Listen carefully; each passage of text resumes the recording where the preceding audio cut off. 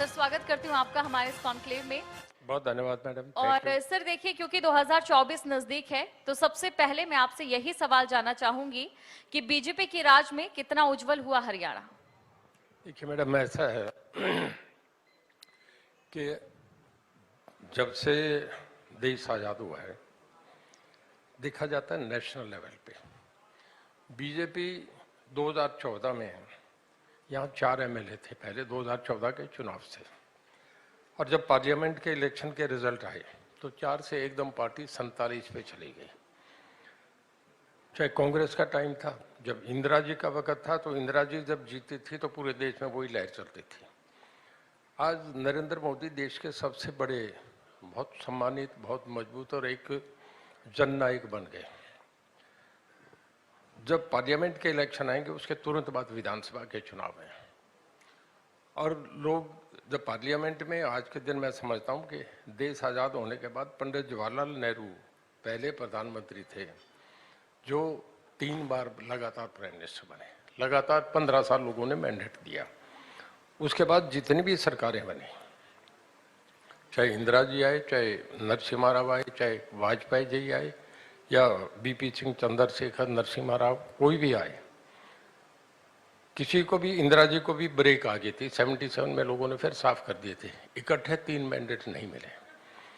दूसरे देश के प्रधानमंत्री हैं जो मोदी जी, जिन्हें तीसरी बार भी लोग मैंडेट देंगे, मैंडेट भी पहले से बढ़ा देंगे, मैं आपको आज ये कह के जा रहा हूँ। जब लोकसभा के रिजल्ट आएंगे तो मैंने आपसे बताया 4 से 47 पे चलेगी। हरियाणा में भी बीजेपी तीसरी बार रिपीट करेगी और माननीय मुख्यमंत्री जी को लोग फिर दोबारा वोट देंगे। देखिए सर, बीजेपी की अगर बात करें तो उत्तर प्रदेश में बीजेपी ने रिकॉर्ड तोड़ा है, गुजरात में रिकॉर्ड तोड़ा है। 2024 में बीजेपी की स्थिति हरियाणा में क्या रहेगी? क्या यहाँ पर भी रिकॉर्ड तोड़ने की तैयारी है बीजेपी की? देखिए मैडम, ऐसा है जब गुजरात में पूरी कैबिनेट बदल दी गई थी, एक ऐसा उदाहरण था जो देश में कभी भी नहीं हुआ, कहीं भी नहीं हुआ, किसी डेमोक्रेटिक सेटअप में नहीं हुआ।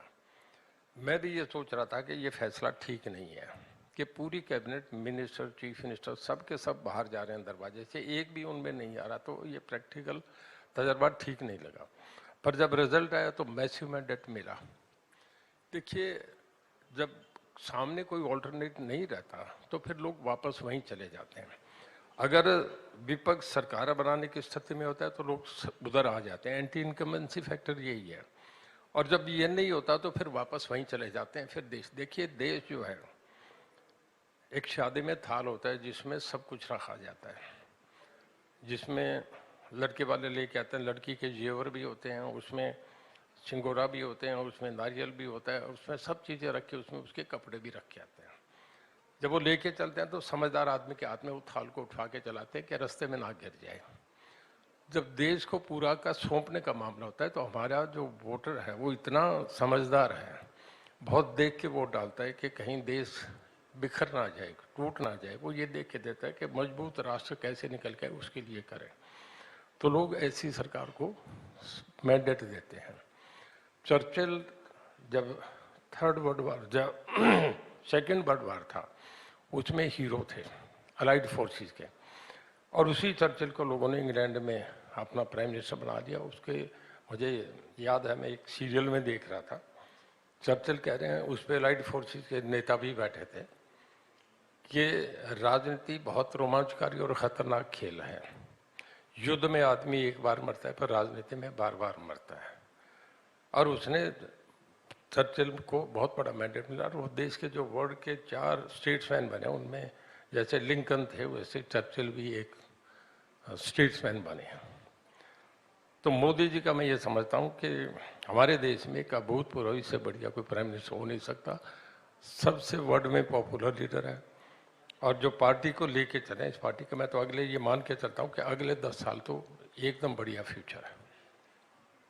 बिल्कुल सर, देखिए, किसानों के उज्जवल भविष्य के लिए बीजेपी लगातार ये कह रही थी कि बिजली कनेक्शन दिए जाएंगे और रिकॉर्ड तोड़ दिए जाएंगे। इसको लेकर जो टारगेट आप लोगों ने रखा था, क्या वो पूरा कर पाए हैं 2024 से पहले? देखिए मैडम, मैं नहीं कह रहा, अभी हमारे जो ऑनरेबल आर के सिंह जी सेंट्रल गवर्नमेंट में मिनिस्टर ऑफ पावर हैं, बहुत बड़े ब्यूरोक्रेट रहे, home secretary government of India में रहे, कैबिनेट सेक्रेटरी के बाद सेकंड पोजीशन होती है। उन्होंने एक लेटर लिखा हमारे सीएम साहब को, मनोहर लाल जी को। उसकी मैं लैंग्वेज एक सेंटेंस पढ़ के बता रहा हूँ कि as analysed from datas, Haryana has brought down the line loss from 17% to 13%. That is a record loss. And it's a commendable job and wonderful achievement by the Haryana Power Department. I congratulate the Haryana Chief Minister. तो इस वक्त हमारी जो दो companies है, जो power supply का main, जो लोगों से जिनका कनेक्शन रहता है, जो डिस्ट्रीब्यूट करती है पावर को, उसमें दक्षिणी हरियाणा बिजली वितरण निगम और उत्तरी हरियाणा बिजली वितरण निगम है। हमारी दोनों कंपनीज आज A+ है। आप स्कूल में बच्चों को देखते हैं कि A+ जब रिजल्ट आता है तो पेरेंट्स को अच्छा लगता है। हम गुजरात के बाद पूरे देश में हम नंबर 2 पे हैं। हमारी चारों कंपनीज की आज अकाउंटेबिलिटी, गुडविल ये है कि गुजरात के भी हमारे बराबर नहीं, देश में हम 1 नंबर पे हैं। अगर हम कहीं भी कोल इंडिया से किसी से भी कुछ भी लेना चाहें, कहीं से भी लोन लेना चाहें, तो हमारी कंपनीज को सबसे पहले ये देते हैं।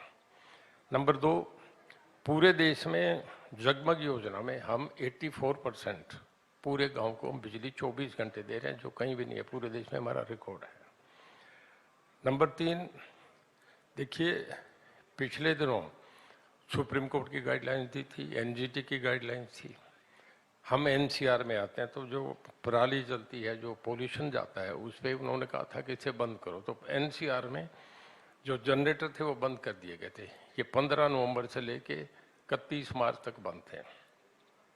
इसमें हमारे जनरेटर बंद हो गए। सबसे बड़ा इंडस्ट्रियल हब है हमारा गुड़गांव, फरीदाबाद, मानेसर, पलवल, रेवाड़ी, ये सबसे बड़ा इंडस्ट्रियल हब है पूरे नॉर्दर्न इंडिया में। यहाँ हमने उन हालात में भी कभी ये नहीं हुआ कि पावर शॉर्टेज आई है। हरियाणा में सबसे बढ़िया पावर पोजिशन, जब भी कोई इंडस्ट्री आएगी वो ये देखेगी पावर पोजिशन क्या है।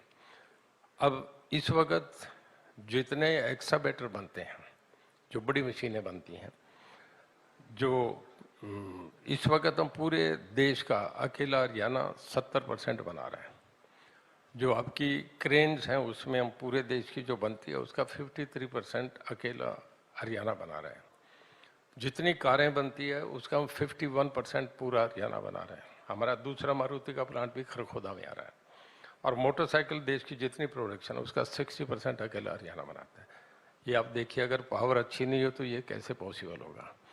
पावर में हम बहुत बढ़िया चला रहे हैं, कोई मुकाबला ही नहीं है। सर, क्योंकि हमने पिछले कुछ दिनों में देखा है बिजली के जो रेट बढ़े हैं उसको लेकर कांग्रेस लगातार हमलावर कहीं ना कहीं नजर आ रही है। कांग्रेस ये पूछ रही है कि अगर महंगाई नहीं है तो बिजली के रेट कैसे बढ़े। देखिए, उनका पूछने का हक बनता है, मेरा जवाब देने का हक बनता है। आपको पता है यूक्रेन वार में एक बहुत बड़ा क्राइसिस आया और पूरी दुनिया में कहीं कोल नहीं मिल रहा था। इससे कोल डीजल में बहुत बड़ा क्राइसिस आया। हमने पिछले 8 साल में, मैं आपसे पूछ रहा हूँ, आपके भी रेट बढ़े हैं, प्रॉपर्टी के रेट भी बढ़े हैं। पिछले 8 साल में जनरल कमोडिटीज़ के भी रेट बढ़े हैं, गाड़ियों के, स्कूटर के, डीजल के, पेट्रोल के, कोल के, हर एक के रेट बढ़े हैं। हमारा 8 साल में कभी भी टैरिफ नहीं बढ़ा, उसी पे चला रहे हैं। अब के हमने 47 पैसे बढ़ाए हैं, केवल 47 पैसा वो FSA है। वो हमें फ्यूल सरचार्ज एडजस्टमेंट है, क्योंकि जो कोल यूक्रेन वार के बाद जो कोल मिल रही था, थर्मल्स बंद हो गए थे, कहीं रैक नहीं आ रहे थे, तो हमने 47 पैसा पर यूनिट बढ़ाया है। हमारे, आप ये देखिए कि हमें बिजली हमें उन दिनों में लेनी पड़ी 15 रुपये पर यूनिट, जब उन दिनों मिल नहीं रही थी। जनरली हमें जो सोलर की मिलती है 3 रुपये पर यूनिट मिलती है। अगर हम थर्मल में प्रोडक्शन हमारी 5 रुपये आती है, बाजार में 4 रुपये 5 रुपये में बिजली मिलती है पर यूनिट। उन दिनों में हमने 15 रुपये यूनिट ली। जब इतना बड़ा हम पे हज़ारों करोड़ रुपए हमें खर्च करना पड़ा लोगों की सहूलियत के लिए, लोगों को दिक्कत नहीं आए, उनको घरों में बच्चियों को दिक्कत नहीं आए, तो हमने 47 पैसे चार्ज लगाए पर यूनिट, कुछ भी नहीं है। 47 पैसा वो फ्यूल सरचार्ज एडजस्टमेंट है, जो कि हमें जब इतने 15 रुपये लेके करा तो हमने इतना लगाना पड़ता है। अगर आप फाइनेंशियली इम्प्लीकेशन क्या है, अगर आप अपने जेब में पैसा हो तो आपको एडजस्टमेंट, घर का बजट तो बनाना पड़ता है। तो वो कोई नहीं है वो जो कह रहे हैं। हमने तो 8 साल में पैसा ही नहीं बढ़ाया, कभी सब जगह पैसे बढ़े हैं। हमने 47 पैसे केवल उस एडजस्टमेंट के लिए, उस यूक्रेन वार को वो डिनाई करते हैं। जो कोल और डीजल के प्राइसेज, ये तो थ्रू वर्ल्ड हुआ है, सब जगह बढ़े हैं। क्योंकि सर अगर जेल से जुड़े सवाल मैं आपसे पूछूं तो देखिए, जेलों की तस्वीर बदलने का काम किया जा रहा है, जेलों को हाईटेक करने का काम किया जा रहा है। आपको क्या लगता है कि इस पर कितनी तस्वीर बदली है? देखिए मैडम, ऐसा है, जेल जो थी इसका, मैंने जब शुरू में मुझे डिपार्टमेंट मिला तो मैं ये समझ रहा था कि पता नहीं कैसा डिपार्टमेंट, हर कोई कहता था जेल तो कोई डिपार्टमेंट ही नहीं है, ये तो सारे कैदी तेरे पास होंगे, सब नोटोरियस बदमाश सारे होंगे। मैंने जब जेल को इस सब्जेक्ट को देखा, पूरा स्टडी करा, तो मैं देखा बहुत बढ़िया महकमा है। जेल का शुरू में जो आइडिया था वो सबसे पहले इंग्लैंड के लोगों ने इस कॉन्सेप्ट को लिया। इंग्लैंड के बाद फिर इसके बाद आज वर्ल्ड में सबसे बढ़िया ऑस्ट्रेलिया की जेलें हैं। हमारी जेलें जो है, अभी एक पार्लियामेंट्री कमेटी आई थी जिसमें सभी मेंबर थे, उसमें कांग्रेस के मेंबर भी थे, आम आदमी पार्टी के भी थे, उसमें डीएमके अन्ना डीएमके के मेंबर भी थे, उसमें ममता बनर्जी के पार्टी के मेंबर थे। मतलब जैसे standing committee on defence, standing committee on railways वाली होती है, तो ऐसे पार्लियामेंट्री कमेटी होती है। जो standing committee on legal rights पे जेलें विजिट करी, उन्होंने तिहाड़ भी विजिट करी, उन्होंने तेलंगाना विजिट करी, उन्होंने देश की दूसरी जेलें भी विजिट करी। उसके जो मोदी जी थे, जो सुशील मोदी हैं, जो पहले डिप्टी चीफ मिनिस्टर होते थे बिहार के, अब मेंबर राज्यसभा हैं, वो उस कमेटी के चेयरमैन थे। उन्होंने सारी जेलें देखी कि कब कैदी आते हैं, उन्हें कैसे रखा जाता है, उसके बाद उन्हें बाहर पैरोल आती है तो उन्हें कैसे, उनका टेलीफोन टॉक्स घर में कैसे होती है, उन्हें कैंटीन में क्या चार्जेस होते हैं, खाना कैसा दिया जाता है, ये सब चीज़ें चेक करते हैं। और जब वो सारा चेक करके जब जाने लगे तो अपने रजिस्टर, हमारे डीजीपी थे, हमारे सेशन जज थे वहीं के गुरुग्राम के, भौंडसी जेल विजिट करी उन्होंने गुरुग्राम में। तो उसमें जेल पे वो लिख के गए रजिस्टर पे, जो रिकॉर्ड पे है, कि बहुत बेहतरीन व्यवस्था, लगता है कि घर से भी बेहतर व्यवस्था है, बहुत बहुत बधाई सुशील मोदी, ये वो कमेंट उन्होंने लिखा है। हमारी जेलों में पहले खाना, जब मैंने टेक ओवर करा तो हमारे खाना 4 साढ़े 4 बजे दे देते थे, मई जून के महीने में। मैंने डीजीपी को बुलाया, सुप्रिटेंडेंट जेल्स बुलाया, भाई ये 4 साढ़े 4 बजे खाना क्यों देते हो?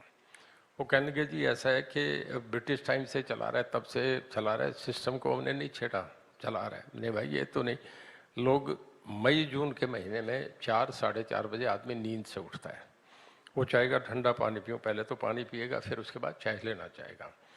4 बजे जो आदमी खाना खाएगा वो फिर उसे तो सुबह 7 बजे से रात को 3 बजे उठेगा। तो हमने कहा नहीं, इसे बदलो। तो अब हमने ये कर दिया कि सनसेट टू सनसेट कर दिया, कि दिन छिपेगा जब भी खाना मिलेगा, चाहे सर्दी हो गर्मी हो, तो लोगों को बहुत बड़ा रिलीफ मिल गया।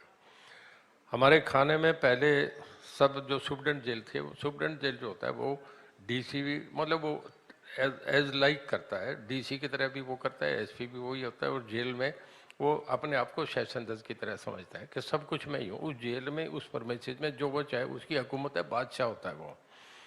सब सामान लेते थे, दालें लेनी है, सब्जियां लेनी है, वही खरीदा करते थे, कैंटीन भी जो चाहे रेट पे बेचें।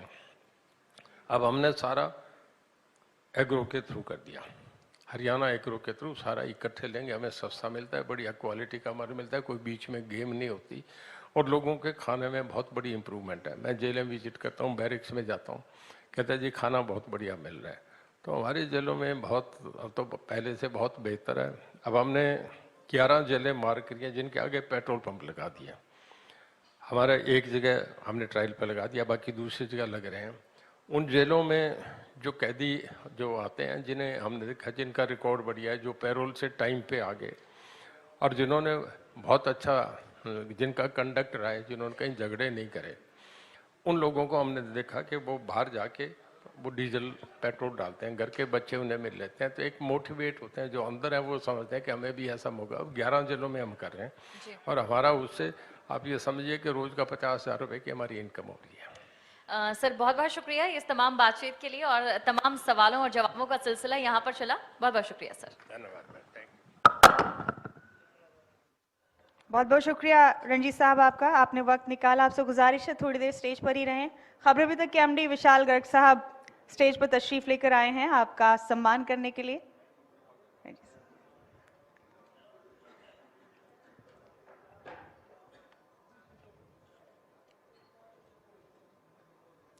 बहुत शुक्रिया।